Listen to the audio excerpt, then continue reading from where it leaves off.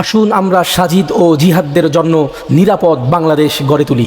বাংলাদেশের প্রতিটি গ্রাম, প্রতিটি শহর, প্রতিটি জনপদে আমাদের সবার জন্য লুকিয়ে আছে বহু মরণ ফাঁদ।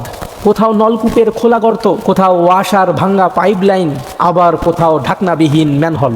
এগুলো যেন প্রতিনিয়তই মানুষ মারার ফাঁদে পরিণত হয়েছে। এসব অবহেলা যে কি ভয়ঙ্কর পরিণতি ডেকে আনে তা আমরা বহুবার দেখেছি। একটা অসতর্কতার কারণে কত মায়ের বুক ফাটা কান্না আর কত বাবার কলিজা ছিঁড়ে যায়, এই বেদনা কোনো ভাষায় প্রকাশ করা যায় না। তাই এখনোই সময়, আসুন আমরা দায়িত্বশীল নাগরিক হিসাবে জেগে উঠি। যেখানেই বিপজ্জনক কোনো গর্ত, ফাঁকা ম্যানহোল বা ভাঙ্গা পাইপলাইন দেখব, সেখানেই দ্রুত ব্যবস্থা নিব অথবা সংশ্লিষ্ট কর্তৃপক্ষকে অবহিত করব। কারণ প্রতিটি শিশুর জীবন অমূল্য, প্রতিটি মানুষের নিরাপত্তা রাষ্ট্র ও সমাজ উভয়েরই দায়িত্ব। আমরা চাই না আর কোনো সাজিদ, আর কোনো জিহাদ বা অন্য কোনো নিষ্পাপ শিশুকে এমন দুঃখজনক পরিণতির শিকার হতে হোক।